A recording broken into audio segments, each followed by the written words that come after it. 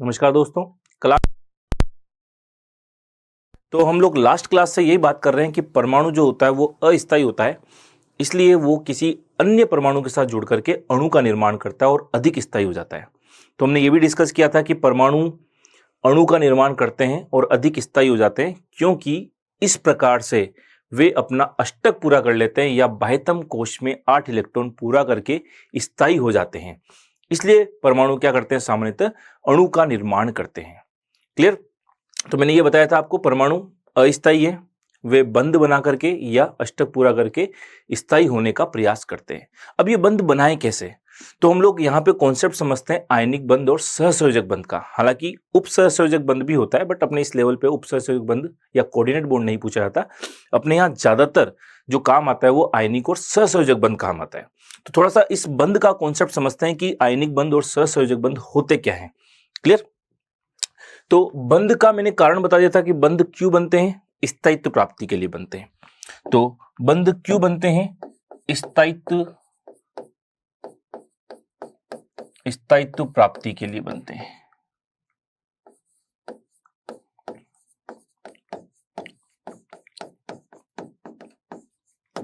तो बंध क्यों बनते हैं, स्थायित्व प्राप्ति के लिए, क्योंकि जब भी बंध बनने के लिए एटम या परमाणु पास पास आएंगे तो वो इलेक्ट्रॉन के आदान प्रदान के द्वारा या साझे के द्वारा अपने बाह्यतम कोश में 8 इलेक्ट्रॉन पूरा करने का प्रयास करेंगे या बाह्यतम कोश को पूरा करने का प्रयास करेंगे और वो स्थायी होने का प्रयास करते हैं। तो सबसे पहले बात, हम लोग बार बार ये लाइन बोलते हैं कि अष्टक का नियम। अष्टक का नियम क्या है? तो अष्टक का नियम लॉ ऑफ ऑक्टेट बोलता है कि कोई भी तत्व अगर बाह्यतम कोश में 8 इलेक्ट्रॉन पूरा कर ले या अपना विन्यास, जिसको आप कॉन्फ़िगरेशन कहते हैं, इलेक्ट्रॉनिक कॉन्फ़िगरेशन, अक्रिय गैसों के समान कर ले, क्योंकि अक्रिय गैसों का विन्यास भी तो क्या होता है, बाह्यतम कोश में 8 इलेक्ट्रॉन होते हैं या पूर्ण भरे होते हैं। तो अगर कोई भी तत्व बाह्यतम कोश में 8 इलेक्ट्रॉन पूरे कर ले या अक्रिय गैसों के समान विन्यास प्राप्त कर ले तो वह अष्टक के नियम का पालन कर रहा है। या यूं कह सकते हैं, यदि कोई भी तत्व बाह्यतम कोश में 8 इलेक्ट्रॉन पूरा कर लेता है तो वह अष्टक के नियम का पालन करता है। ठीक है, तो अष्टक के नियम का पालन करता है। तो अष्टक के नियम का पालन वो किस प्रकार करेगा, देखते हैं।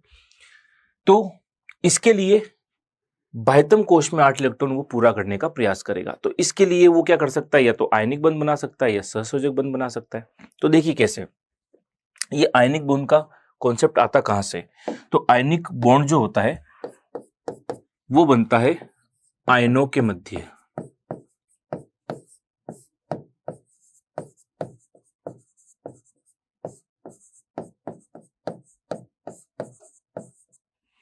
आयनों के मध्य बनता है।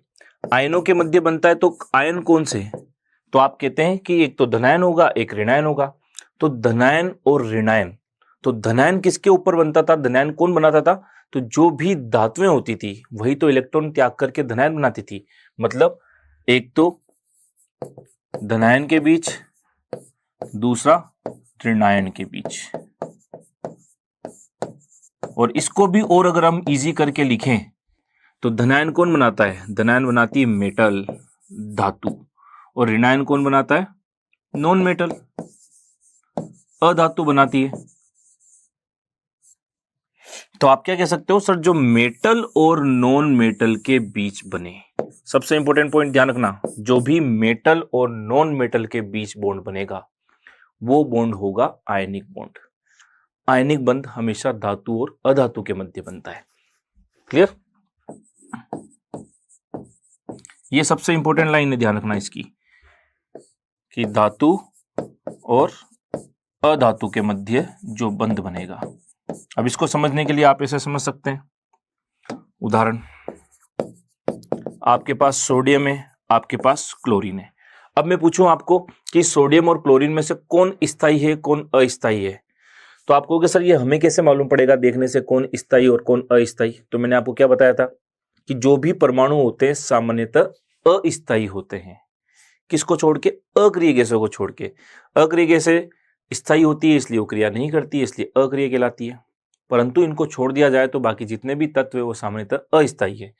तो ये भी परमाणु अस्थायी है, ये भी परमाणु अस्थायी है। अब दोनों परमाणु अस्थायी है तो दोनों को क्या होना है, स्थायी होना है। अब दोनों स्थायी होने के लिए क्या करें, तो हम चेक कैसे करें सर ये अस्थायी है, तो सर सोडियम का नंबर होता है 11 होता है, तो इसका विन्यास, इसके अंदर इलेक्ट्रॉन किस तरह लिखते हैं अपन, 2 8 1। इसका नंबर होता है 17, तो 17 के अंदर इलेक्ट्रॉन कैसे लिखते हैं विन्यास, 2 8 7। अब अगर हम लोग देखें तो आपको वो डेफिनेशन समझ में आएगी कि सर कौन स्थायी है कौन अस्थायी है। तो जिसके बाह्यतम कोश में 8 इलेक्ट्रॉन पूरे होंगे वो स्थायी होगा। तो क्या इसके बाह्यतम कोश में 8 इलेक्ट्रॉन पूरे हैं क्या, नहीं है, आप कह रहे हो सर एक ही है, ये भी अस्थायी है। इसके बाह्यतम कोश में 8 इलेक्ट्रॉन पूरे हैं क्या, ये कहता है नहीं, मेरे भी नहीं है पूरे बाह्यतम कोश में 8 इलेक्ट्रॉन, ये भी अस्थायी है। मतलब ये भी अस्थायी, ये भी अस्थायी। अब ये दोनों कहते हैं यार अपन दोनों अस्थायी है, तो क्यों ना अगर अपन दोनों आपस में बंध बना ले तो अपन दोनों स्थायी हो जाएं, क्योंकि स्थायी होने के लिए बंध का निर्माण होना जरूरी है। तो बंध के निर्माण से स्थायित्व कैसे आता है देखते हैं। तो इसको पूछता है यार भाई तू अस्थायी है, तेरे को स्थायी होने के लिए क्या करना है। ये कह रहा है कोई मेरे बाह्यतम कोश में 8 इलेक्ट्रॉन पूरे कर दे, मतलब 7 तो ऑलरेडी है, कोई एक और मुझे दे दे तो मैं स्थायी हो जाऊंगा, मेरी प्रॉब्लम सोल्व हो जाएगी। ठीक, इसको पूछते हैं कि भाई तू अस्थायी है तो स्थायी कैसे हो सकता है। ये भी कहता है यार कोई मेरे बाह्यतम कोश में 8 इलेक्ट्रॉन पूरे कर दे तो मैं भी स्थायी हो जाऊंगा। तो इसको पूछते हैं यार तेरे बाह्यतम कोश में 8 इलेक्ट्रॉन पूरे कैसे करें, कि तू एक काम कर 7 इलेक्ट्रॉन ले सकता है, बट ये पॉसिबल नहीं है। तो एक काम कर, इसको कहते हैं कि भाई तू एक कर इस 1 इलेक्ट्रॉन को भी निकाल देगा। अगर इस 1 इलेक्ट्रॉन को भी निकाल देगा तो अब बाह्यतम कोश कौन सा बन जाएगा, फिर ये बन जाएगा, क्योंकि अगर 1 निकल गया तो फिर तो बाह्यतम कोश 8 ही बचा, तो 8 पूरे हैं वहां पे देखो। तो इसके लिए ज्यादा स्थायी होने के लिए ज्यादा बेटर तरीका क्या है कि ये 1 भी निकाल दे तो बाह्यतम कोश में 8 हो गए।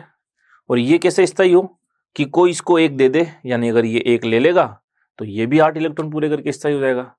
तो लोग कहते हैं भाई दिक्कत कहाँ है फिर, कि भाई तेरे को 1 निकालना है तो तू स्थायी हो जाएगा, और तेरे को 1 ग्रहण करना है तो तू स्थायी हो जाएगा। तो एक काम करो ना, तुम आपस में बंध बना लो, सोडियम क्लोरीन को 1 इलेक्ट्रॉन दे देगा तो सोडियम के बाह्यतम कोश में 8 हो जाएंगे, वो भी स्थायी हो जाएगा, और ये 1 इलेक्ट्रॉन ले लेगा तो इसके बाह्यतम कोश में भी क्या हो जाएंगे, 8 हो जाएंगे, ये भी स्थायी हो जाएगा। ये दोनों कहते हैं तो बहुत बढ़िया बात है। तो आओ हम लोग क्या करें, बंध बनाए। तो ये क्या करता है, 1 इलेक्ट्रॉन त्याग देता है। ये क्या करता है, 1 इलेक्ट्रॉन त्याग देगा। 1 इलेक्ट्रॉन क्या कर देता है, त्याग देता है। 1 इलेक्ट्रॉन त्यागते ही इसके ऊपर क्या चार्ज आ जाएगा, Na+1 आ जाएगा। ठीक है, और इसका विन्यास अब कितना हो गया, 2 8, क्योंकि ये 1 इलेक्ट्रॉन तो जा चुका किधर की तरफ, इधर की तरफ। क्लोरीन, इस इलेक्ट्रॉन को ये क्लोरीन ग्रहण कर लेता है, तो ये 1 इलेक्ट्रॉन क्या कर रहा है, ग्रहण कर रहा है। तो इसके ऊपर क्या चार्ज आ जाएगा, Cl-1, -1, 1 इलेक्ट्रॉन लिया तो -1, 1 त्यागा तो +1, प्लस बता रहा है इलेक्ट्रॉन त्यागना, माइनस बता रहा है इलेक्ट्रॉन ग्रहण करना। ठीक है, संख्या बता रही है 1 2, बता रही है कितने इलेक्ट्रॉन त्याग रहे हो या ग्रहण कर रहे हो। तो अब इसका विन्यास क्या हो गया, इसका हो गया 2 8, ऑलरेडी था, 1 ले लिया तो यहाँ पे कितना हो गया, 8। तो देखिए इसका बाह्यतम कोश में भी 8 पूरे, इसके बाह्यतम कोश में भी 8 पूरे, दोनों हो गए क्या, स्थायी। अब दोनों के ऊपर क्या है, चार्ज है, Na+Cl-, दोनों आपस में एक दूसरे से क्या हो जाएंगे, आकर्षित, और दोनों मिलकर के क्या बना लेंगे, NaCl। तो दोनों मिलकर क्या बना लेंगे, NaCl बना लेंगे। क्लियर। तो अब मुझे बताइए कि NaCl क्या होगा, NaCl स्थायी होगा, बिल्कुल होगा। तो NaCl बनने के बाद ये क्या हो जाएगा, NaCl स्थायी हो जाएगा। NaCl क्या हो जाएगा, स्थायी हो जाएगा। क्यों, क्योंकि NaCl बनने पर Na और Cl दोनों के अंदर अष्टक पूरा हो जाता है, इसलिए ये क्रिया करते थे। तो हम लोग यही तो कह रहे थे कि क्रिया क्यों कर रहे हैं, क्रिया करने की जरूरत क्यों है, स्थायित्व प्राप्ति के लिए। तो कि अकेला Na भी अस्थायी, अकेला Na भी अस्थायी, ये परमाणु भी अस्थायी है, ये भी परमाणु अकेला क्लोरीन अस्थायी है, दोनों कहते हैं हम दोनों अस्थायी है। दोनों बंध बना लें, ताकि बंध बनाएंगे तो इलेक्ट्रॉन का क्या हो रहा है, आदान प्रदान हो रहा है, और इलेक्ट्रॉन का आदान प्रदान हो रहा है तो इलेक्ट्रॉन के आदान प्रदान से जो बंध बनेगा वो कौन सा बंध होता है, आयनिक बंध होता है।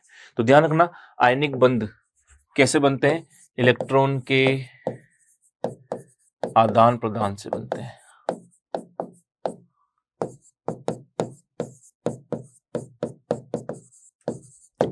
तो आयनिक बंध का निर्माण इलेक्ट्रॉनों के आदान प्रदान से होता है।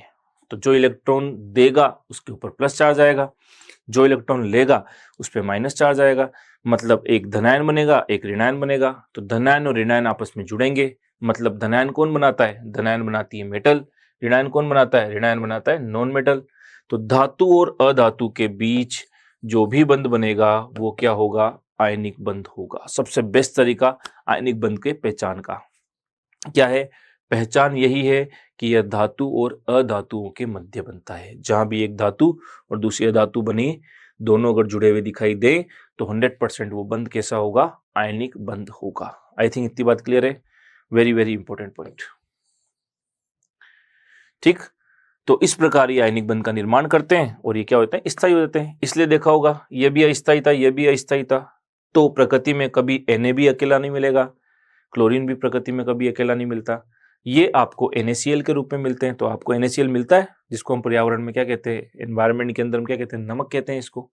तो नमक के रूप में मिलता है। देखो आप, तो नमक स्थायी है, नमक को आप छोड़ दो तो नमक ही रहेगा। ठीक है, क्योंकि NaCl क्या होता है? स्थायी हो जाता है आपस में क्रिया करके। तो ये स्थायी है जबकि ये अस्थायी थे। क्यों क्रिया हुई? क्योंकि बंध बनाना है और इनको क्या होना है? स्थायी होना है। क्लियर? ऐसी सहसंयोजक बंध की बात करते हैं। सहसंयोजक बंध, सहसंयोजक बंध जो बनता है यह अधातुओं के मध्य बनता है। अधातुओं के मध्य बनता है। इसकी पहचान ये है। ये किसके बीच बनेगा? अधातुओं के मध्य। ये किसके बीच बनेगा? धातु और अधातु के मध्य। तो अधातुओं के मध्य बनेगा। ठीक है, और यह इलेक्ट्रॉन के साझे के द्वारा बनता है। साझा मतलब शेयरिंग के द्वारा, साझे के द्वारा बनता है। तो इसको भी समझ सकते हैं कैसे, क्या साझे के द्वारा बनता है कैसे। एक बेस्ट एग्जांपल ले लेते हैं, ऑक्सीजन, नाइट्रोजन का ले लेते हैं या ऑक्सीजन का ले लो। उदाहरण ले लो ऑक्सीजन का। ये ऑक्सीजन, ये भी ऑक्सीजन। अब हम कहते हैं कि ये स्थायी है अस्थायी। तो आपको सिंपल सी ट्रिक बता रखी है, दुनिया में अक्रिय गैस के अलावा कोई भी तत्व या परमाणु दिख जाए तो सामान्यतः वह अस्थायी ही होगा, क्योंकि उसका बाध्यता कुछ पूरा होगा ही नहीं। ठीक है, तो यह भी अस्थायी, यह भी अस्थायी। तो ये ऑक्सीजन अस्थायी है, ये ऑक्सीजन भी अस्थायी है। कैसे पता पड़ेगा? चेक कर लो इनका विन्यास, कॉन्फ़िगरेशन चेक करो। ऑक्सीजन का नंबर कितना होता है? 8। 8 को कैसे लिख सकते हैं? 2 और 6। इसको भी लिख सकते हैं 2 और 6। इसके बाह्यतम कोश के अंदर भी 6, इसके बाह्यतम कोश में भी 6। क्लियर? तो आपको पता है बाह्यतम कोश पूरा है नहीं, अष्टक पूरा नहीं है इनका, अष्टक के नियम का पालन नहीं कर रहे, मतलब ये भी अस्थायी, ये भी अस्थायी। तो ये कहता है यार मेरे तो बाह्यतम कोश में 6 ही है, कोई मुझे 2 दे दे तो मैं स्थायी हो जाऊंगा। ये भी कहता है यार कोई मुझे भी 2 दे दे तो मैं भी स्थायी हो जाऊंगा, मेरा भी अष्टक पूरा हो जाएगा। तो ये शाना होता है थोड़ा सा। ये कहता है तू मेरे को 2 इलेक्ट्रॉन दे दे, मैं स्थायी हो जाऊंगा। तो इसने कहा तू ज्यादा समझदार है भाई, तेरे को मैं 2 इलेक्ट्रॉन दे दूं तो तू तो स्थायी हो जाएगा 8 पूरे करके, मेरे तो 4 ही रह जाएंगे, तो मैं तो स्थायी नहीं हो पाऊंगा। ऐसा थोड़ी संभव है। ये तो वही बात है कि एग्जाम में कोई आपको कहता है कि यार फटाफट से मेरे को दूसरे का आंसर बता, तो आप क्या कहते हो? पहले तो ये बता तेरे को चौथा आता है कि नहीं आता। मतलब कहने का मुद्दा यह है कि आप किसी की मदद तभी करते हो जब आपको उससे फायदा हो। ये इसकी मदद तभी करेगा जब ये खुद भी फायदा मिल रहा हो, इसको ये खुद भी स्थायी हो रहा हो। तो ये तो स्थायी हो ही नहीं पा रहा था। मतलब यहां पर इलेक्ट्रॉन का देना और लेना तो नहीं हो पाएगा, क्योंकि लेकर के ये तो स्थायी हो जाएगा पर देकर के ये स्थायी नहीं हो रहा। मतलब यहां इलेक्ट्रॉन का आदान प्रदान तो नहीं हो सकता। मतलब आदान प्रदान नहीं हो सकता, मतलब आयनिक नहीं बन सकता। क्यों नहीं बन सकता? क्योंकि आयनिक के लिए एक देना पड़ता है, एक को लेना पड़ता है। एक मेटल होना जरूरी है, एक नॉन मेटल होना जरूरी है, जबकि यहाँ पे ऐसा कोई केस नहीं है। समझ में आई आई थिंक बात? तो ये दूसरा कॉन्सेप्ट लगाते हैं। ये कहते हैं चल कोई बात नहीं, तेरे को भी 2 चाहिए, मेरे को भी 2 चाहिए, अपन क्या कर लेते हैं? साझा कर लेते हैं। मतलब ये बात कुछ इस तरह से है कि जैसे मैंने आपको कहा कि आपको कोई केमिस्ट्री की बुक लानी है जो है 100 रुपए की। अब 2 दोस्त है ए और बी, दोनों के पास 50-50 रुपए है और इनके पास और कोई सोर्स नहीं है पैसे आने का, दोनों के पास 50-50 ही है। और मैंने कहा भाई अगले दिन तुम आओ तो किताब लेकर के आना। अब ये दोनों अलग अलग रहे तो कभी किताब नहीं ला सकते, तो ये दोनों क्या करते हैं? आपस में दोनों के पैसे मिला करके किताब ले आते हैं। अब एक दिन, अगले दिन ए ही आता है क्लास के अंदर और मैं उससे पूछता हूँ बताओ ये किताब किसकी है? तो वो क्या बोलेगा? वो इतनी कहानी थोड़ी सुनाएगा सबने पैसे मिलाए लेके आए। वो तो क्या बोलेगा? सर ये किताब मेरी है। मतलब जब दोनों ने पैसों का साझा किया और उससे जो वस्तु खरीदी उस पे हक कौन बता रहा है? ए बता रहा है। अगले दिन बी किताब लेके आएगा, मैं पूछूंगा किसकी, तो वो भी क्या कहेगा? सर मेरी है। मतलब उसके ऊपर हक एक भी बता रहा है और बी भी बता रहा है, दोनों बराबर का हक बता रहे हैं। कहने का मुद्दा ये कि जिस चीज का साझा होता है उस पर दोनों का बराबर का हक होता है, क्योंकि बराबर की पार्टनरशिप हुई है। तो सेम ऐसा ही कॉन्सेप्ट यहां लगने वाला है। ठीक है, कैसे कि बाह्यतम कोश में 6 इलेक्ट्रॉन, तो 1 2 3 4 5 और 6, इसके 6 इलेक्ट्रॉन आपको दिख गए। इसके 6 इलेक्ट्रॉन मैं दूसरे पेन से बना देता हूं, 1 2 3 4 5 6। अब ये कहता है कि यार अपन ले दे करके तो स्थायी नहीं हो सकते कभी जिंदगी में, अपन दोनों क्या करते हैं, साझा कर लेते हैं 2-2 इलेक्ट्रॉन का। ये कहता है ठीक है भाई, तो भाई इसने साझा कर लिया 2 इलेक्ट्रॉन का और ये 2 इलेक्ट्रॉन का, 2 इलेक्ट्रॉन 2 इलेक्ट्रॉन, 2-2 इलेक्ट्रॉन का क्या हो चुका है, साझा हो चुका है। अब क्या साझा करने से क्या ये स्थायी हो गए? बिल्कुल हो गए। काउंट करके देखते हैं, 1 2 3 4 5 6, ये तो इसके खुद के, और साझा वाले पे भी तो इसका हक होगा 7 और 8। तो आप देखोगे कि इसका स्ट्रक्चर पूरा हो चुका है, क्योंकि मैंने बताया था साझे वाले इलेक्ट्रॉन पे दोनों का बराबर हक होता है। ऐसे ही क्या ये स्थायी हो गया क्या? तो 1 2 3 4 5 6, ये तो 6 तो इसके, और 7 8 ये भी तो इसमें काउंट होंगे। तो सर ये भी साझा करके क्या हो चुका है, स्थायी।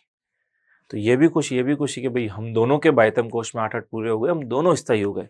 तभी तो ना O मिलेगा ना O मिलेगा, आपको ये किस रूप में मिलता है, O2 के रूप में मिलता है, क्योंकि दोनों मिलके O2 बना लेते हैं, और O2 क्या होती है, अधिक स्थायी होती है। तो ये तो हम कह रहे हैं परमाणु परमाणु मिलके क्या बनाता है, अणु, अणु अधिक स्थायी होता है। क्लियर? तो O2 अणु बन गया, और अणु क्या होता है, मॉलिक्यूल, स्थायी होता है। ऐसे ही ये परमाणु अस्थायी परमाणु अस्थायी परमाणु, और दोनों मिल गए तो ये क्या बन गया, अणु बन गया, मॉलिक्यूल, वो क्या हो गया, स्थायी हो गया। तो आई थिंक अब आपको समझ में आ गया कि परमाणु परमाणु मिलकर जब अणु बना लेते हैं तो स्थायी कैसे हो जाते हैं, इस तरीके से हो जाते हैं। या तो इलेक्ट्रॉन के आदान प्रदान से, यानी आयनिक बंध बना के स्थायी हो जाते हैं, क्योंकि तब भी वो 8 इलेक्ट्रॉन पूरे कर लेते हैं, या फिर इलेक्ट्रॉन का साझा करके भी वो 8 इलेक्ट्रॉन पूरा कर लेते हैं और सहसंयोजक बंध बना के स्थायी हो जाते हैं। तो 2 तरीके इनके पास स्थायी होने के लिए। इस तरह से हम लोग कहते हैं बंध का क्या होता है, निर्माण होता है। आप चाहे तो ऐसे ही, इसलिए नाइट्रोजन को भी समझ सकते हैं। क्लियर? क्या समझ सकते हैं? सर नाइट्रोजन जो है वो भी अस्थायी है। नाइट्रोजन के बाह्यतम कोश में कितने इलेक्ट्रॉन है? तो नाइट्रोजन का नंबर होता है 7। 7 को आप कैसे लिखोगे, 2 और 5, इसको भी लिखोगे 2 और 5। ये भी अस्थायी वो भी अस्थायी, क्योंकि दोनों के बाह्यतम कोश में 8 इलेक्ट्रॉन पूरे नहीं है। तो 5 इलेक्ट्रॉन बना देते हैं इसके, 1 2 3 4 5, 1 2 3 4 5, दोनों के 5-5 इलेक्ट्रॉन। अब आप खुद ही दिमाग लगा के बताओ, क्या इलेक्ट्रॉन के आदान प्रदान से दोनों स्थायी हो सकते हैं? बिल्कुल नहीं हो सकते। इनको तो क्या करना पड़ेगा, साझा। तो कितने इलेक्ट्रॉन का साझा हो सकता है? तो आपको सामने दिख जाएगा कि सर 3 इलेक्ट्रॉन का साझा करते ही इसका सर अष्टक पूरा हो जाएगा, 1 2 3 4 5 6 7 8। ऐसे ही उस वाले नाइट्रोजन का भी पूरा हो जाएगा अष्टक, 1 2 3 4 5 तो खुद के 6 7 8।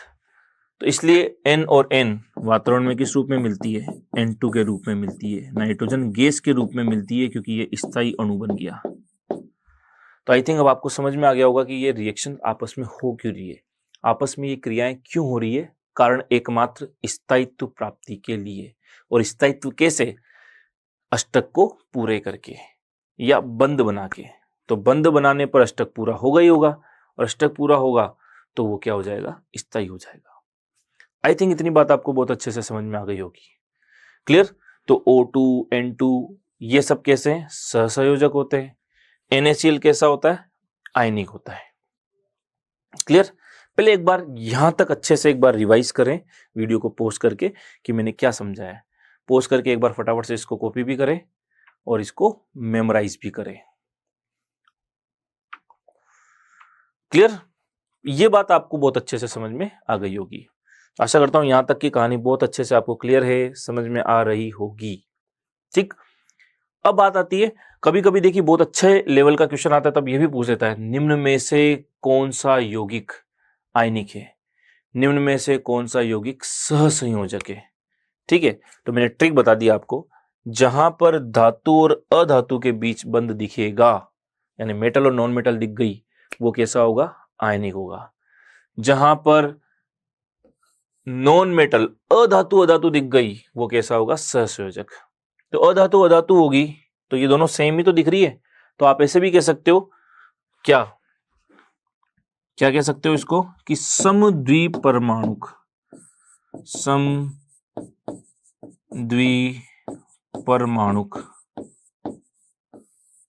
भी कैसे होते हैं, सहसंयोजक होते हैं।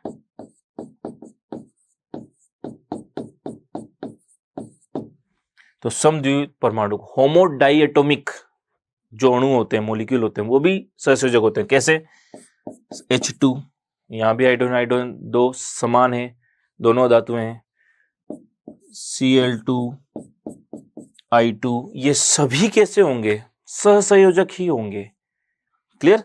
तो सिंपल सी ट्रिक, जहां भी दो समान परमाणु दिख जाए वो भी कैसे हैं, सहसंयोजक ही हैं। क्लियर, क्योंकि दोनों अधातु होंगे तो दोनों सेम होनी चाहिए। क्लियर, समद्विपरमाणुक भी क्या होते हैं, सहसंयोजक होते हैं। ठीक, जहां पे दो अलग अलग अधातु दिख जाए वो भी सहसंयोजक होंगे, अधातुओं के बीच सहसंयोजक बनेंगे। जैसे आपको बोल दिया HCl, अब आप कहोगे HCl H+Cl- धनायन ऋणायन, आयनिक बंध नहीं है, सहसंयोजक है। हाइड्रोजन भी अधातु है, क्लोरीन भी अधातु है। ठीक है, H2O, हाइड्रोजन भी अधातु, ऑक्सीजन भी अधातु, ये भी सहसंयोजक है। तो सहसंयोजक की आपको बेसिक ट्रिक समझ में आ गई कि जहां भी अधातुएं दिखेगी, अब चाहे वो अधातुएं समान हो चाहे वो अधातुएं असमान हो, वो कैसी होगी, सहसंयोजक होंगे। जहां पे एक धातु और एक अधातु दिखेगी वह आयनिक होंगे। बार बार आपको एक बात समझा रहा हूं, आप लोग आयनिक को देखते कैसे हो, आयनिक मतलब आयन के बीच में, प्लस और माइनस के बीच में। तो जैसे H2O को देखती आप H+ और OH- में तोड़ देते हो, आपके साथ धनायन ऋणायन बन गया, आयनिक नहीं, आयनिक नहीं है, वो सहसंयोजक बंधे, क्योंकि हाइड्रोजन भी अधातु है और ऑक्सीजन भी अधातु है। क्लियर। अभी मैं आपको समझा के भी बता दूंगा, जैसे यहां समझ सकते हो आप, ऑक्सीजन हाइड्रोजन हाइड्रोजन, ठीक। तो ऑक्सीजन के बायतम कोश में 6, 1 2 3 4 5 और 6। हाइड्रोजन के बायतम कोश में कितने, 1 और 1। ठीक, तो हाइड्रोजन के बायतम कोश में 2 इलेक्ट्रॉन हो गए पूरे स्थायी, हाइड्रोजन के बायतम कोश में 2 पूरे हो गए स्थायी। ठीक है, क्योंकि हाइड्रोजन अष्टक पूरा नहीं कर सकता, हाइड्रोजन, हीलियम, लिथियम, ठीक है, ये सब क्या होते हैं, अपवाद होते हैं, क्योंकि ये आकार में बहुत छोटे हैं, इनके बायतम कोश में 8 इलेक्ट्रॉन आ ही नहीं सकते। तो ये क्या करते हैं, बायतम कोश को पूरा भर लेते हैं। हाइड्रोजन के बायतम कोश में भी मैक्सिमम 2 हो सकते हैं, हीलियम के बायतम कोश में मैक्सिमम 2 हो सकते हैं।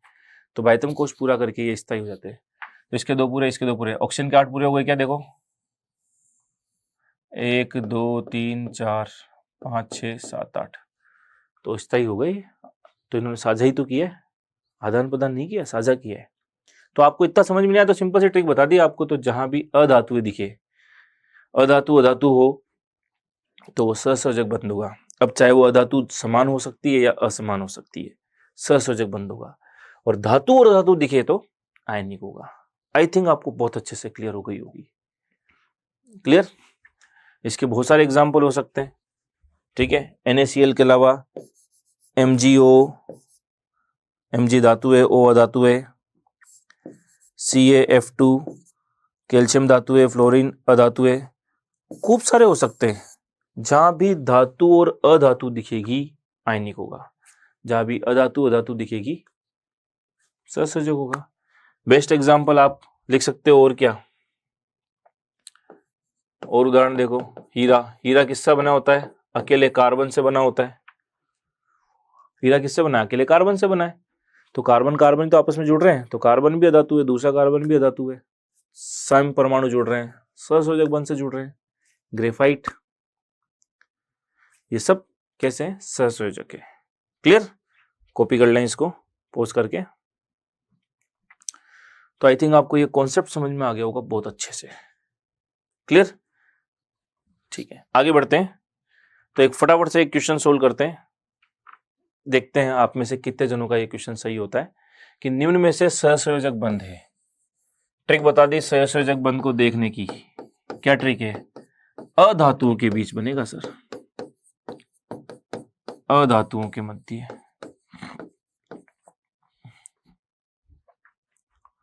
ठीक है, तो आयोडीन, तो आयोडीन अधातु है, दूसरा आयोडीन भी अधातु है। नहीं बता पड़े सर अधातु है कि नहीं है, तो समान परमाणु है, समान परमाणु तो जो होंगे वो तो कैसा बंध बनाएंगे? सहसंयोजक बंध बनाएंगे। ठीक है, ये सहसंयोजक है। H2O बता ही दिया अभी, H2O भी सहसंयोजक है, हाइड्रोजन अधातु है, ऑक्सीजन भी अधातु है।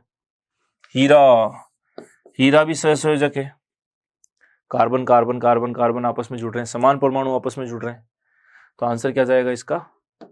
ऑल ऑफ दिस, सभी क्या है? सहसंयोजक यौगिक है। तो निम्न में से सहसंयोजक बंध, निम्न में से सहसंयोजक बंध है ऑल ऑफ दीज, सभी में। ठीक है, तो इन सभी के अंदर कौन सा बंध मिलेगा आपको? सहसंयोजक बंध मिलेगा। आई थिंक आपको बहुत अच्छे समझ में आ गया होगा सहसंयोजक बंध, आयनिक बंध का कॉन्सेप्ट क्या होता है। क्लियर? आगे बढ़ा जाए। ठीक, नेक्स्ट हम बात करते हैं किसी भी तत्व के अंदर इलेक्ट्रॉन प्रोटॉन न्यूट्रॉन ज्ञात कैसे करने हैं। क्लियर? क्योंकि इलेक्ट्रॉन प्रोटॉन न्यूट्रॉन ज्ञात करना आपको आना चाहिए, तभी तो हमको पता पड़ेगा कि सर बाह्यतम कोश में कितने इलेक्ट्रॉन हैं। ठीक है, टोटल कितने इलेक्ट्रॉन चाहिए अष्टक को पूरा करने के लिए, तो उसके लिए आपको इलेक्ट्रॉन प्रोटॉन न्यूट्रॉन की संख्या ज्ञात करना आना जरूरी है। तो इसका बेसिक हम पहले समझ चुके हैं, कैसे निकालना है देखिए। तो इसके लिए आपको रूल फॉलो करने हैं, इसके लिए आपको 4 स्टेप फॉलो करनी है। आपको कुछ भी नहीं आता हो तब भी आपको इन 4 स्टेप को फॉलो करके किसी भी तत्व के अंदर इलेक्ट्रॉन प्रोटॉन न्यूट्रॉन निकालना आ जाएगा। ठीक है, तो पहला स्टेप होता है तत्व का निरूपण, रिप्रेजेंटेशन ऑफ एन एलिमेंट, किसी तत्व को रिप्रेजेंट करना। तो किसी तत्व को देखो रिप्रेजेंट कैसे किया जाता है, तो मैंने आपको ये बताया था पहले लेक्चर में। उसको लिखने का तरीका होता है x, नीचे लिखा जाता है z, ऊपर लिखा जाता है a। इसको आप ऐसे भी लिख सकते हो x z, एक ही बात है, कैसे भी लिख सकते हो, ये भी सही है, ये भी सही है।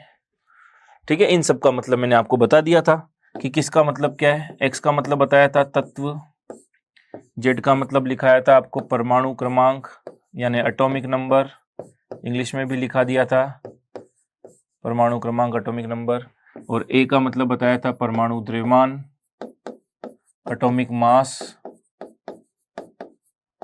या द्रव्यमान संख्या, सब बता रखी है आपको, टेबल भी बना रखी है आपको कि 1 से 20 तक के तत्व कौन से हैं, उनका परमाणु क्रमांक क्या है, उनका परमाणु द्रव्यमान क्या है, उसमें इंपॉर्टेंट भी बता रखे हैं कौन कौन से याद रखने हैं। क्लियर?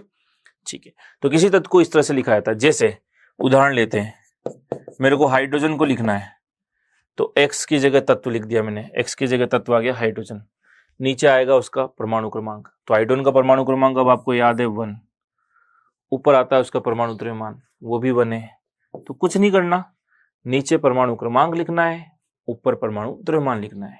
आई थिंक आपको ये लिखना आ गया होगा। क्लियर? हीलियम को कैसे लिखेंगे, तो पता है आपको, नीचे 2 ऊपर 4। सर लिथियम को कैसे लिखेंगे, नीचे 3 ऊपर 7। सर कार्बन को कैसे लिखेंगे, 6 और 12। नाइट्रोजन को कैसे लिखेंगे, 7 और 14। ऑक्सीजन को कैसे लिखेंगे, 8 और 16। सोडियम को कैसे लिखेंगे, 11 और 23। एल्यूमिनियम को कैसे लिखेंगे, 13 और 27। सल्फर को कैसे लिखेंगे, 16 और 32। कैल्शियम को कैसे लिखेंगे, 20 और 40। कुल मिला के क्या करना है आपको, नीचे तो तत्व के लिखा जाता है परमाणु क्रमांक, ऊपर लिखा जाता है परमाणु द्रव्यमान। क्लियर है? तो ये बात आपको पहला रूल समझ में आ गया, किसी तत्व को रिप्रेजेंट कैसे करना है, उसका निरूपण कैसे करना है। ठीक है, स्टेप 2। स्टेप 2 के अंदर आपको क्या करना होता है, स्टेप 2 के अंदर आपको करना होता है, देखिए क्या, प्रोटॉन की संख्या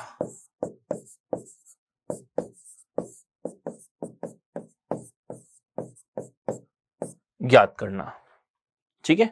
स्टेप 2 में आपको निकालना होता है प्रोटॉन की संख्या। अब सर प्रोटॉन की संख्या कितनी होती है, तो सिंपल सी ट्रिक, प्रोटॉन की संख्या हमेशा बराबर होती है किसके, जेड के।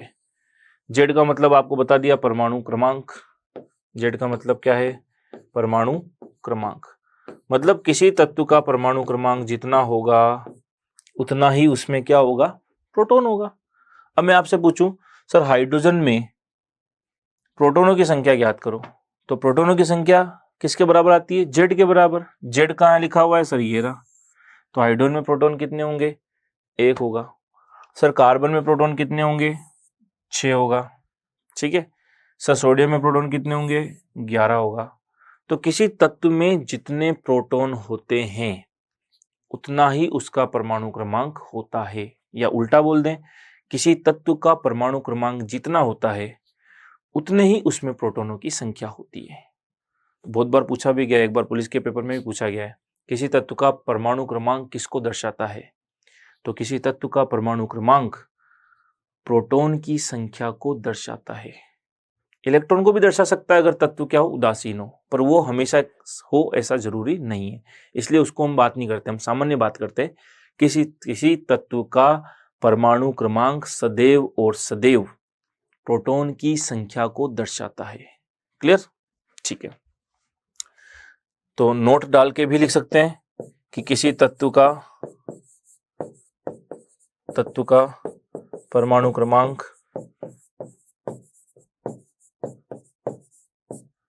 प्रोटॉन की संख्या को दर्शाता है।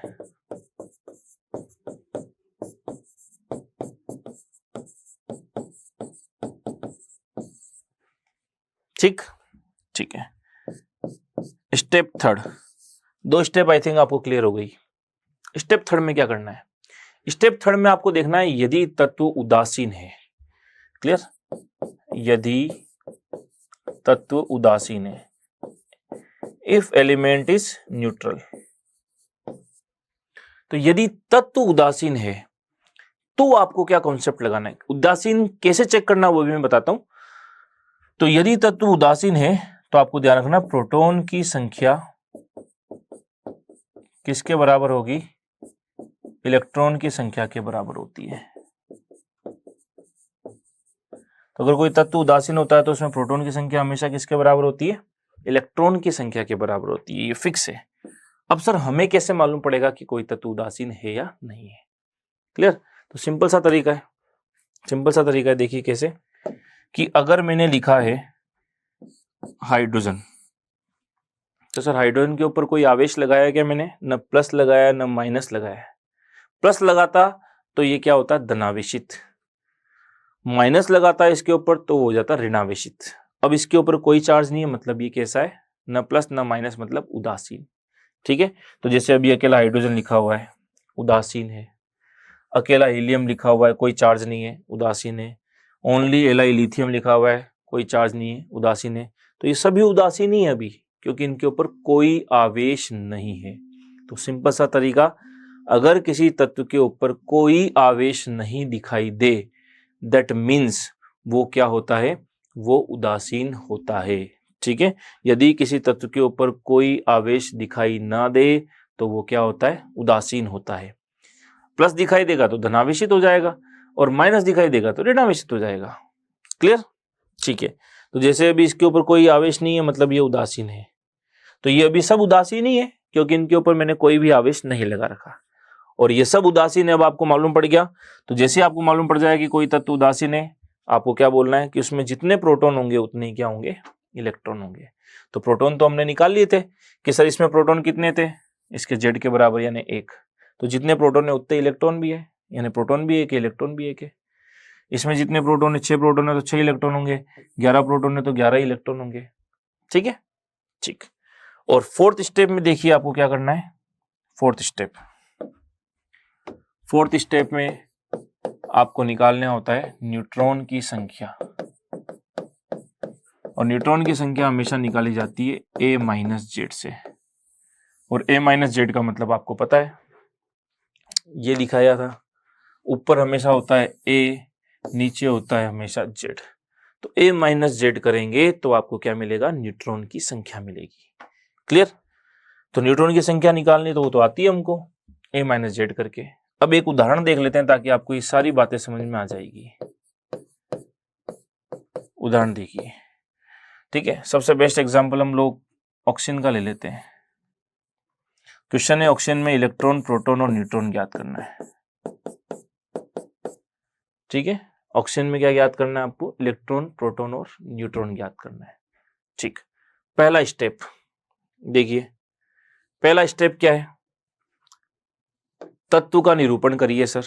तत्व का निरूपण कैसे करते हैं सर? ऊपर क्या लिखते हैं? परमाणु क्रमांक, नीचे क्या, सॉरी ऊपर क्या लिखते हैं? परमाणु द्रव्यमान, नीचे क्या लिखते हैं? परमाणु क्रमांक, ठीक है। लिखो भाई। तो ऊपर परमाणु द्रव्यमान कितना है सर? इसका 16 है। नीचे लिखते हैं परमाणु क्रमांक कितना है सर? 8 है। तो ये तो इसका है Z, ये है इसका A। ये हमको पता है क्योंकि हमको 1 से 20 तक की टेबल लिखवा दी गई है, ठीक। पहला स्टेप हो गया क्लियर, तत्व का निरूपण कर चुके। सेकंड स्टेप देखिए सर क्या था? सेकंड स्टेप में सर हमको क्या निकालना है? प्रोटॉन की संख्या निकालनी है। और प्रोटॉन की संख्या कैसे निकाली जाती है? Z के बराबर होती है, ठीक है। तो सर इसमें प्रोटॉन की संख्या कैसे निकालेंगे? उसके Z के बराबर। Z कितना है? 8, यानी प्रोटॉन कितने हो गए? 8। आई थिंक ये बात भी समझ में आ गई। 2 स्टेप आपको बिल्कुल क्लियर है, ठीक है, ठीक। तीसरा स्टेप देखो। तीसरे स्टेप में अपने को क्या चेक करना है? यदि तत्व उदासीन है तो सर उदासीन देखने का तरीका बताया था मैंने आपको, उसके ऊपर कोई आवेश नहीं होना चाहिए, ठीक। तो क्या इसके ऊपर कोई आवेश दिख रहा है? कोई आवेश नहीं है, न प्लस है न माइनस है, मतलब ये कैसा है? ये सर उदासीन है। तो तत्व तो उदासीन है सर, दिख रहा है हमको। तो उदासीन होता है तो क्या करना होता है? तो यदि तत्व उदासीन है तो प्रोटॉन की संख्या किसके बराबर होगी सर? इलेक्ट्रॉन के बराबर होगी, ठीक है सर। तो प्रोटॉन की संख्या किसके बराबर होनी चाहिए? इलेक्ट्रॉन के। तो प्रोटॉन की संख्या किसके बराबर होनी चाहिए? इलेक्ट्रॉन के। प्रोटॉन की संख्या 8, इलेक्ट्रॉन की संख्या भी क्या? 8। 3 स्टेप हो चुकी है क्लियर, अब आपको बिल्कुल अच्छे से क्लियर हो गई। 3 स्टेप क्लियर यहां तक। चौथी स्टेप देखो, न्यूट्रॉन की संख्या निकालनी है सर। क्या निकालनी है? न्यूट्रॉन की संख्या।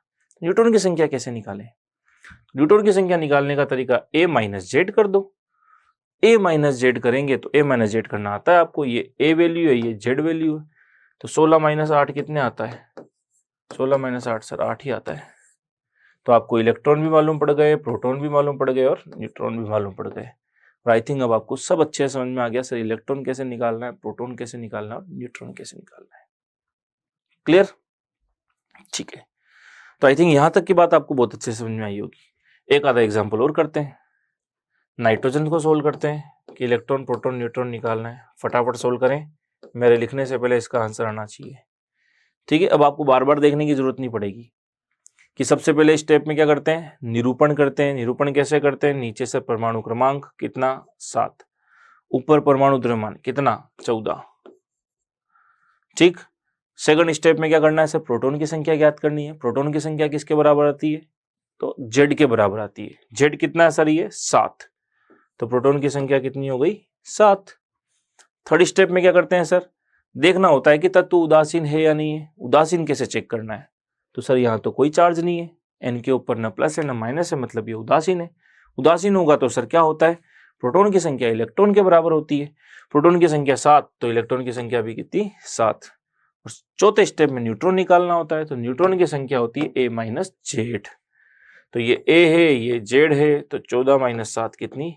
7। तो आई थिंक अब तो आपको किसी भी हालत में समझ में आ गई होगी कि sir electron, proton, neutron calculate कैसे करना है। बहुत अच्छे से समझ में आ गई, ठीक है। तो यहां तक एक बार आप इसको पोस्ट करके समझ लें एक बार, फिर हम लोग आगे बढ़ते हैं नेक्स्ट पॉइंट पे। क्लियर? ठीक।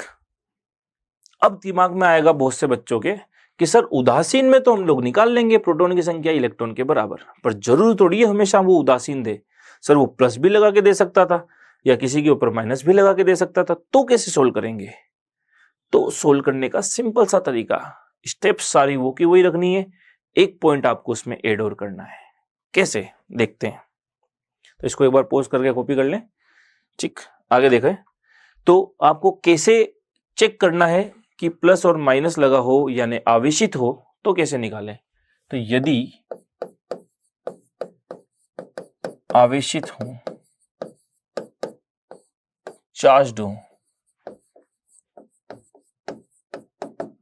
जैसे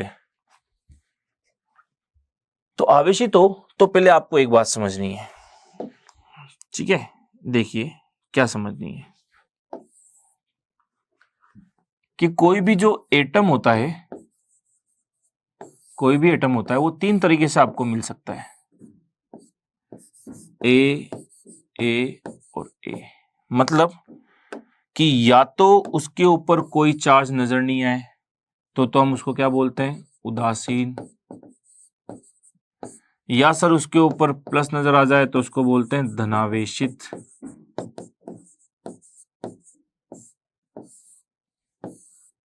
या सर उसके ऊपर माइनस नजर आए तो उसको बोलते हैं ऋणावेशित।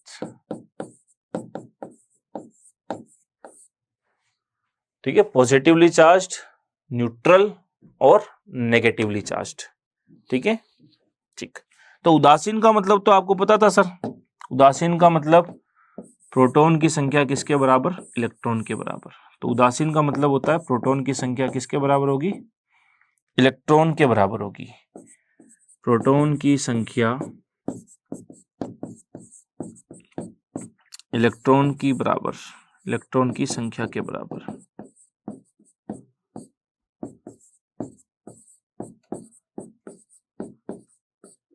प्रोटॉन की संख्या इलेक्ट्रॉन की संख्या के बराबर होगी, तभी तो हम लोग उसको उदासीन कहते हैं। क्योंकि प्लस और इलेक्ट्रॉन क्या होता है, माइनस। प्रोटॉन होता है प्लस, इलेक्ट्रॉन होता है माइनस। प्लस और माइनस आपस में बराबर होंगे तो उदासीन हो जाएंगे। ठीक है। धनावेशित का मतलब होता है उस तत्व ने क्या कर रखा है, इलेक्ट्रॉन त्याग रखा है।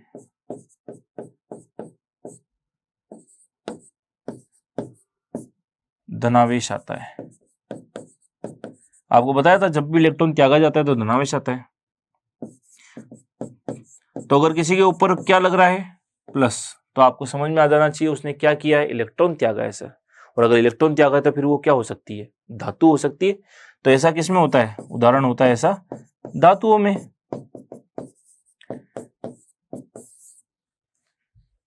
क्लियर। तो जो भी इलेक्ट्रॉन त्यागती है उसके ऊपर धनावेश आएगा और वो कौन होगा, धातु होगा। तो धातुओं के ऊपर सामान्यतः प्लस चार्ज नजर आएगा आपको। ठीक है। तो ऋणावेशित का मतलब क्या होता है, उसने क्या कर रखा है, इलेक्ट्रॉन ग्रहण कर रखा है। तो इलेक्ट्रॉन ग्रहण करने पर ऋणावेश आता है। तो सर इलेक्ट्रॉन ग्रहण करने पर ऋणावेश आता है तो ऐसा काम करता कौन है, तो ऐसा काम तो सर अधातुएं करती है। तो उदाहरण हो गया इसका अधातु। तो आपको धातु अधातु की पहचान तो पहले भी बता रखी है कि जिसपे प्लस आएगा वो धातु, जिसपे माइनस आएगा वो अधातु। क्लियर। तो आपको बहुत अच्छे समझ में आएगा कि सर किसी के ऊपर प्लस लग रहा है तो आपके दिमाग में आना चाहिए उसने क्या किया है, इलेक्ट्रॉन त्यागा है। किसी के ऊपर माइनस लग रहा है मतलब उसने क्या किया है, इलेक्ट्रॉन ग्रहण किया है। बाकी कॉन्सेप्ट सेम है। जैसे उदाहरण देखते हैं। उदाहरण, आपको पूछा जाए कि ऑक्सीजन में आपको क्या करना है, इलेक्ट्रॉन प्रोटॉन न्यूट्रॉन निकालना है। तो ऑक्सीजन में तो इलेक्ट्रॉन प्रोटॉन न्यूट्रॉन निकाल चुके हम। अब आपको दे दिया जाए कि ऑक्सीजन -2 में इलेक्ट्रॉन प्रोटॉन न्यूट्रॉन निकालो। क्लियर। तो सिंपल सा तरीका देखो आपको क्या करना है। अब आपको -2 निकालना नहीं आता तो सिंपल सा तरीका लगाओ। आप पहले उसको क्या मान लो, उदासीन। हटा, सोचो ही मत कि -2 या +2 कुछ भी दे रखा है, आप उसको उदासीन मान लो। अगर ये उदासीन होता यानी ओनली ओ होता तो आपको इसका आंसर पता था। अगर ये ओनली ओ होता तो आपको इसका आंसर पता है। कितना कितना निकाला है आपने, देखो चेक करो, 8 8 8।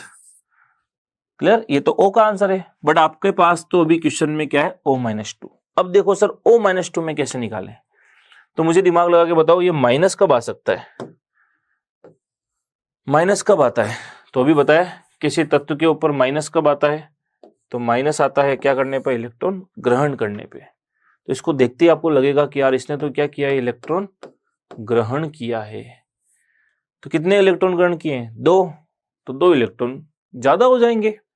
तो 2 इलेक्ट्रॉन ज्यादा हो जाएंगे तो 8 की जगह कितना हो जाएगा, 10। आ गया आपका आंसर। क्लियर। प्रोटॉन और न्यूट्रॉन तो वही रहेगा क्योंकि प्लस या माइनस आने पर प्रोटॉन और न्यूट्रॉन चेंज नहीं होते, केवल इलेक्ट्रॉन ही चेंज होते हैं, क्योंकि इलेक्ट्रॉन त्यागने पर प्लस आता है, ग्रहण करने पर माइनस आता है। प्लस और माइनस केवल और केवल इलेक्ट्रॉन की वजह से ही आता है, प्रोटॉन न्यूट्रॉन से कोई लेना देना नहीं होता प्लस माइनस को। ठीक है, वापस ध्यान रखना, प्लस और माइनस हमेशा इलेक्ट्रॉन की वजह से ही आता है। इलेक्ट्रॉन ग्रहण करता है तो माइनस, इलेक्ट्रॉन त्यागता है तो प्लस। तो अगर किसी के ऊपर माइनस दिख रहा है मतलब इलेक्ट्रॉन ग्रहण किया है, तो 2 इलेक्ट्रॉन बढ़ा दो इसमें। माइनस 1 होता तो 1 इलेक्ट्रॉन बढ़ा देते। एक और एग्जाम्पल करते हैं, जैसे Na प्लस में आपको इलेक्ट्रॉन प्रोटॉन न्यूट्रॉन निकालना है। ठीक है, Na प्लस में नहीं निकाला ना भी आपने नाइट्रोजन में निकाला था। नाइट्रोजन कर लो, नाइट्रोजन -3 में आपको इलेक्ट्रॉन प्रोटॉन न्यूट्रॉन निकालना है। ठीक है, सिंपल सी ट्रिक वही, पहले इसको क्या मान लो, उदासीन। उदासीन मानते तो इसका आंसर कितना कितना था हमारे पास, 7 7 7। ठीक, अब चेक करो यार, इस पे तो -3 है। -3 कब आएगा, माइनस कब आता है, माइनस आता है सर इलेक्ट्रॉन ग्रहण करने पे।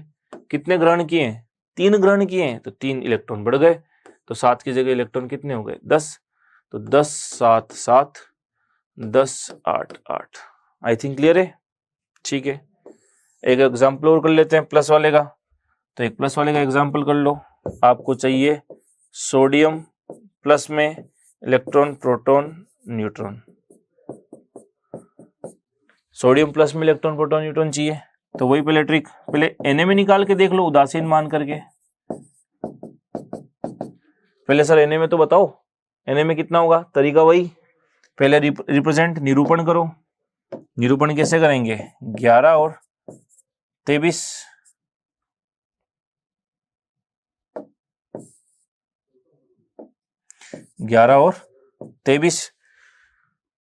ठीक है, पहला स्टेप पूरा निरूपण हो गया। दूसरे स्टेप में क्या करते हैं, प्रोटॉन की संख्या किसके बराबर, Z के बराबर।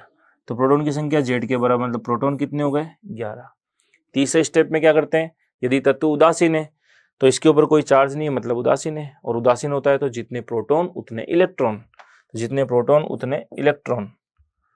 और तीसरे स्टेप में निकालते हैं न्यूट्रॉन। न्यूट्रॉन कैसे निकालते हैं, A-Z, या सिंपल सी ट्रिक याद रखना आपको, ज्यादा माइनस कम, तो ऊपर में से नीचे वाले को घटा देना है।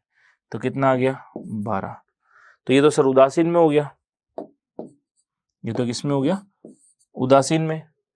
आपको निकालना है प्लस में, तो अगर ये उदासीन होता तो सर क्या होता, 11 11 और 12 होते, पर आपको प्लस में निकालना है, मतलब +1 में निकालना है। प्लस मतलब क्या होता है, इलेक्ट्रॉन त्यागना। तो प्लस का मतलब इलेक्ट्रॉन त्यागे कितने, एक त्यागा है तो कम कर दो, कितने हो गए, 10। तो आंसर कितना आ गया, 10 11 और 12। तो Na प्लस में 10 11 12, मतलब इलेक्ट्रॉन 10, प्रोटॉन 11 और न्यूट्रॉन 12 है। क्लियर, कुछ नहीं करना, कोई भी तत्व दे दे, पहले उदासीन मान के आंसर निकाल लो, फिर ये देख लो उसके ऊपर प्लस चार्ज है या माइनस है। प्लस है तो इलेक्ट्रॉन त्याग दो, माइनस है तो इलेक्ट्रॉन ग्रहण करवा दो। ठीक, ये तो बिल्कुल बेसिक तरीका। अब कोई के सर हम तो इसको भी याद नहीं रख पाएंगे, तो सबसे बेसिक ट्रिक, इसके बाहर आपको कुछ भी करने की जरूरत नहीं है। उदासीन मान के इलेक्ट्रॉन प्रोटॉन न्यूट्रॉन निकाल लो, फिर ट्रिक लगाओ, यहां माइनस है तो इलेक्ट्रॉन प्लस कर दो, प्लस ही हो रहे हैं देखो 2, और यहां प्लस है तो इलेक्ट्रॉन क्या कर दो, माइनस। 11 में से 1 माइनस गया 10। सबसे बेस्ट ट्रिक, माइनस है तो इलेक्ट्रॉन प्लस कर दो, और ऊपर प्लस है तो इलेक्ट्रॉन माइनस कर दो। इससे बेस्ट ट्रिक नहीं है उल्टा करके। क्लियर है। तो आई थिंक अब आपको बहुत अच्छे से समझ में आ गया होगा इलेक्ट्रॉन प्रोटॉन न्यूट्रॉन निकाला किस तरह से जाता है। ठीक है, एक बार इसको फटाफट से देख ले, पोस्ट करके कॉपी कर ले, ताकि आपको बहुत अच्छे से ये बात समझ में आ जाए। क्लियर है, समझ में आ गई होगी आपको। ठीक, अब मैं आपको कुछ क्वेश्चंस दे देता हूं, फटाफट से देखा आंसर सोल्व करने हैं आपको कि किसका आंसर क्या होगा। अगर आपको इन सबके आंसर आ गए तो आपको सारी बातें समझ में आ जाएगी।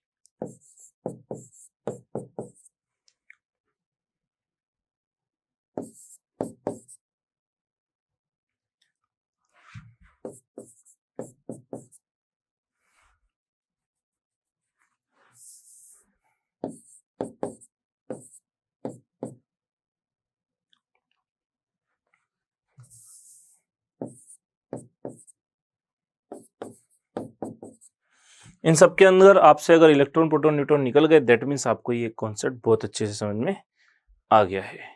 क्लियर? फटाफट से पोज करके इसका आंसर निकालने की कोशिश करें। अगर आप ये सोल्व कर पा रहे हैं तो आपको सभी इलेक्ट्रॉन प्रोटॉन न्यूट्रॉन निकालना आ जाएगा। फटाफट से सोल्व करें।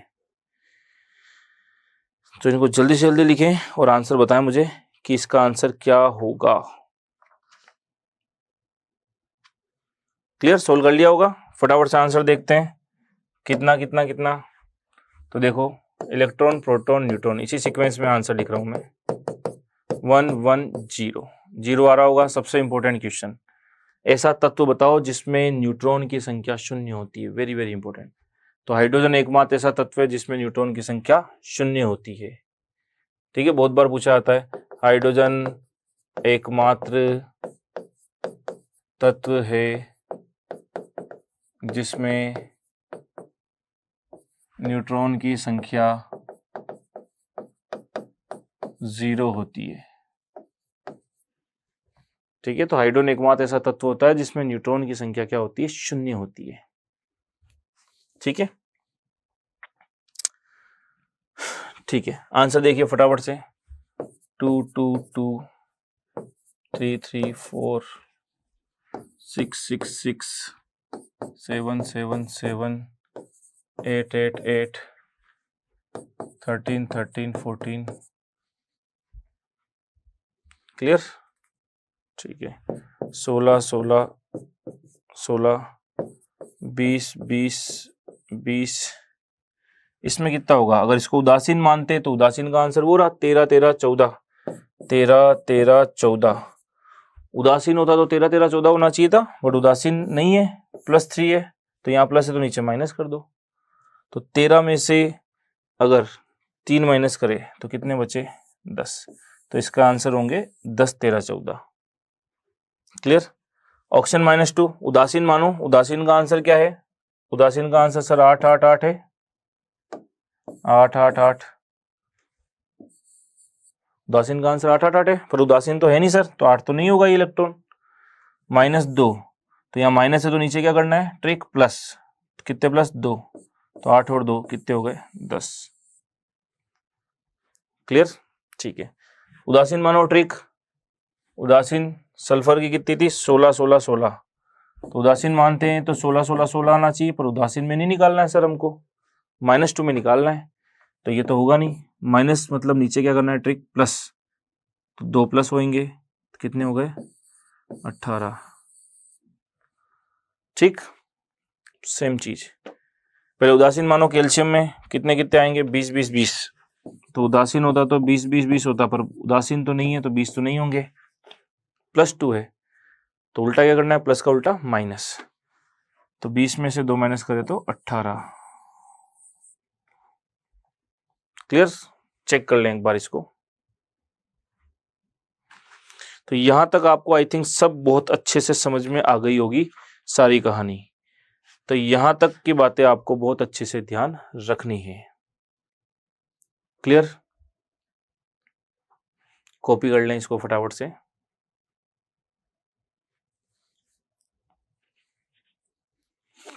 तो आशा करता हूं यहां तक की बात बहुत अच्छे से समझ में आई होगी आपको। अगले लेक्चर के अंदर हम बात करेंगे सम इलेक्ट्रॉनिक, सम प्रोटोनिक, सम न्यूट्रॉनिक, इन सब के बारे में डिस्कस करेंगे। तो इनको रिवाइज करें। मिलते हैं नेक्स्ट लेक्चर में, तब तक के लिए थैंक यू वेरी मच।